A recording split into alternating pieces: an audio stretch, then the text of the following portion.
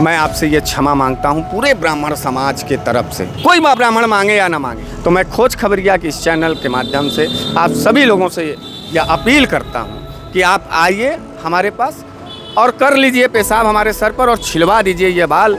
आपको भी अपमान का बदला अपमान से लेना है, मैं इसके लिए भी तैयार हूँ। आप इस डर से तो नहीं विरोध कर रहे हैं कि जो है आप समाजवादी पार्टी में हैं और आपका विरोध होने लगेगा, पार्टी में आपको शक की नज़र से देखा जाने लगेगा? मेरा दावा है आप निष्पक्ष जांच करा लीजिए।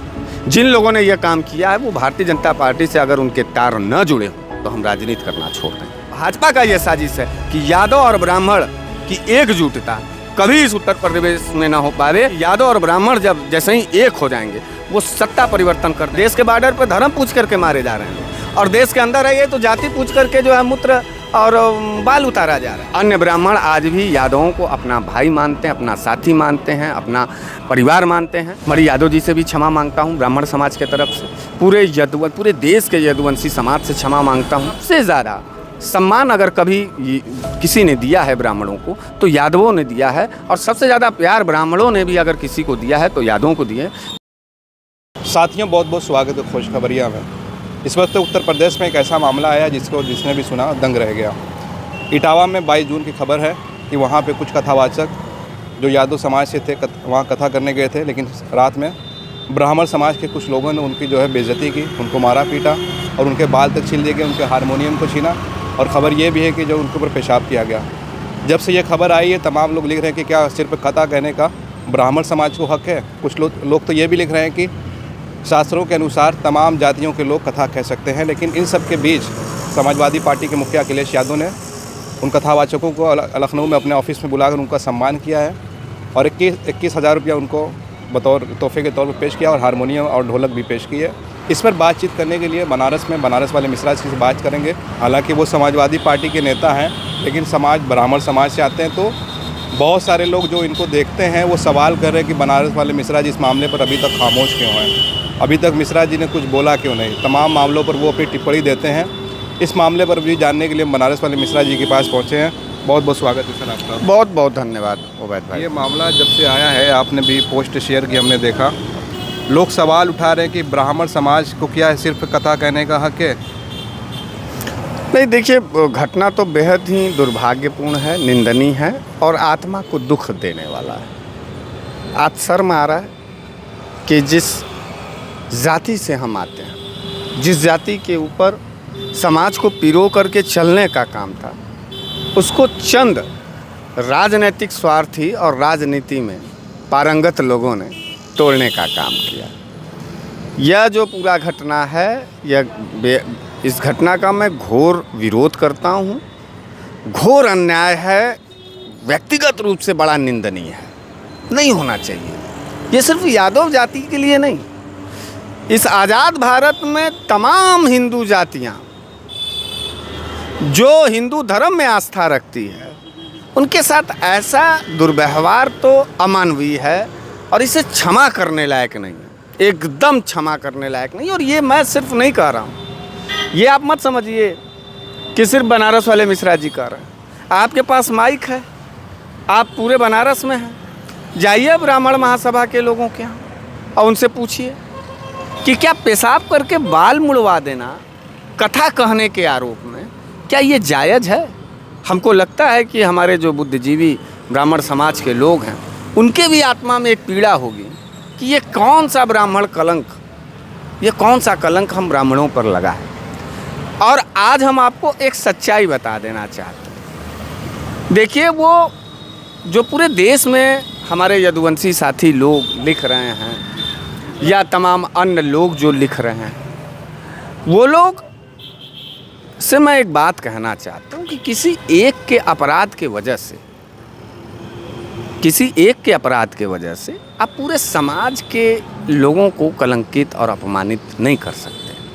हम दुखी हैं, हम बाबा जी के उस अपमान के लिए हृदय से बहुत ज़्यादा दुखी हैं। और कोई भी ब्राह्मण समाज का सज्जन, बड़ा या गंभीर आदमी इसको स्वीकार नहीं करेगा, इसको स्वीकृति ही इस कुकृत्य को नहीं देगा।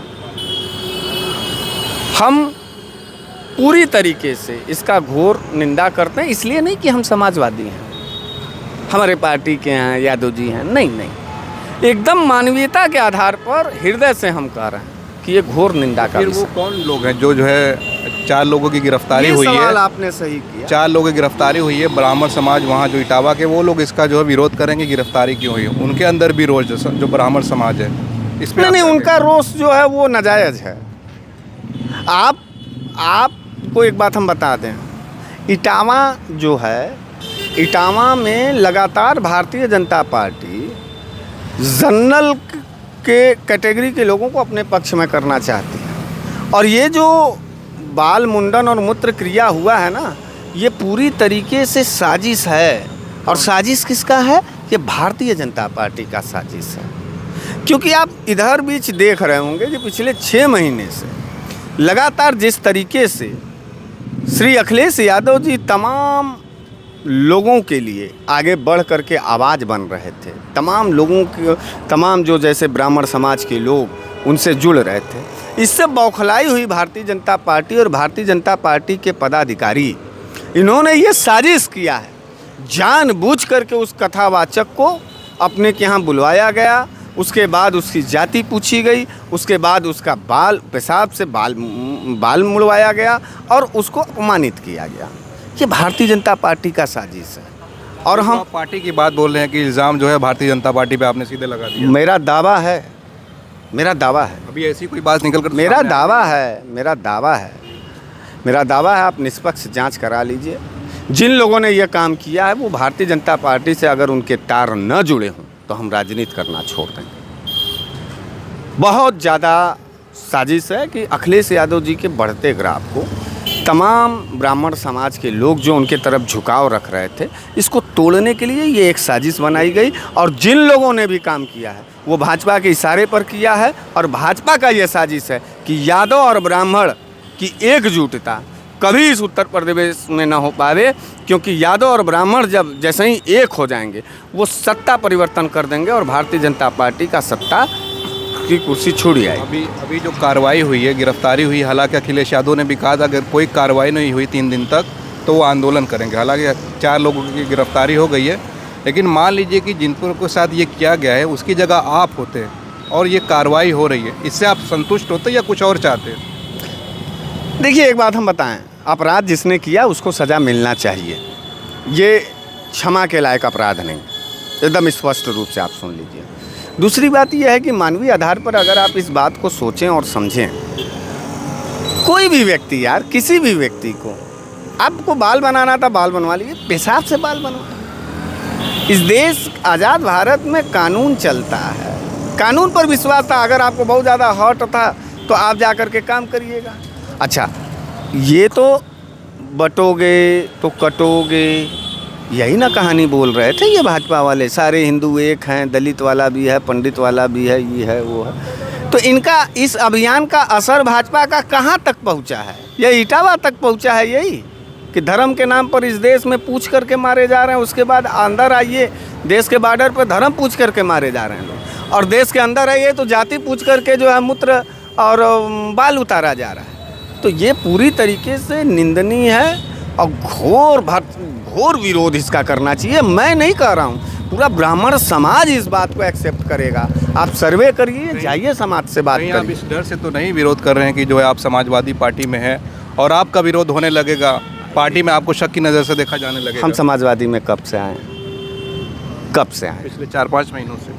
अब 5 महीना पहले हम तमाम पिछड़ों, दलितों, अल्पसंख्यकों के हिस्से की बात कर रहे थे तो कौन सा लालच था, कौन सा दबाव था, कौन हमारा नेता था? कोई नहीं न था। हम एक बात कहना चाहते हैं अपने यदुवंशियों से, अपने यदुवंशी परिवार से, कि देखो यादव बंधु जी लोग, तकलीफ़ हमको भी बहुत ज़्यादा है। मैं ब्राह्मण हूँ, इसलिए मैं आपसे ये क्षमा मांगता हूँ पूरे ब्राह्मण समाज के तरफ से। कोई ब्राह्मण मांगे या ना मांगे, लेकिन मुझे ये लगता है कि ये हमारी जाति का आड़ लेकर के इस देश में बंटवारे की स्थिति, इस देश में यादव और पुरानी परंपरा को तोड़ने की कोशिश की गई है। इसमें भाजपा है, इसका साफ है।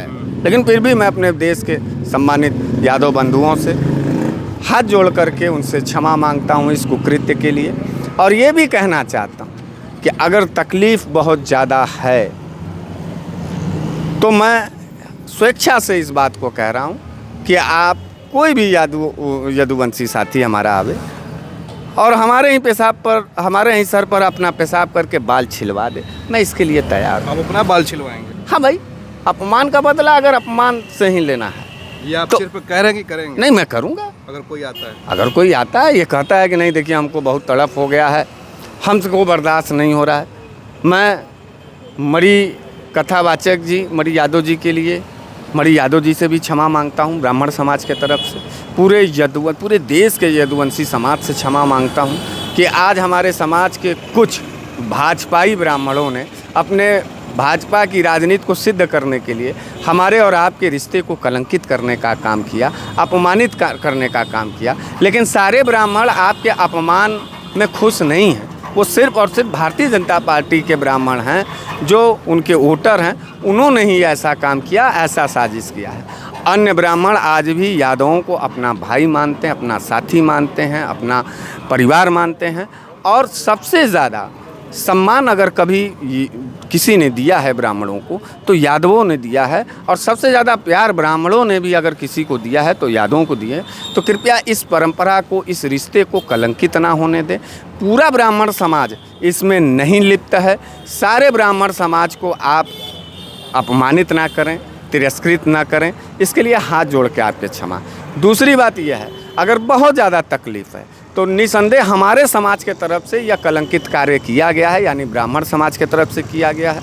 तो मैं खोज खबरिया के इस चैनल के माध्यम से आप सभी लोगों से यह अपील करता हूं कि आप आइए हमारे पास और कर लीजिए पेशाब हमारे सर पर और छिलवा दीजिए ये बाल। आपको भी अपमान का बदला अपमान से लेना है, मैं इसके लिए भी तैयार हूं। आपके हृदय में कभी भी कोई कष्ट न हो, हमारा आपका रिश्ता ना टूटे, बस इसलिए मैं ये अपील कर रहा हूं। बाकी भारतीय जनता पार्टी सारी वो साजिश करेगी जिससे हमारा यानी ब्राह्मण समाज और यदुवंशी यानी यादव समाज का एक मजबूत रिश्ता टूटे ताकि वो सत्ता में पहुँचे। चलिए, बहुत बहुत धन्यवाद मिश्रा जी हमसे बातचीत करने के लिए। बनारस वाले मिश्रा जी ने जो है बहुत बड़ी बात कही है कि अगर के यादव समाज उनसे नाराज़ है तो वो तैयार है अपना बाल छिलवाने के लिए, और उन्होंने इल्ज़ाम लगाया है कि जिन ब्राह्मणों ने ये किया है वो ज़रूर भाजपा के लोग होंगे। उनका ये दावा, हालांकि ऐसी कोई अभी जांच सामने नहीं आई है कि किस पार्टी से वो लोग जुड़े थे। अब हमारे साथ बने रहिए, आप देख रहे थे खोज खबरिया। बनारस से मैं उबैद, बहुत बहुत शुक्रिया।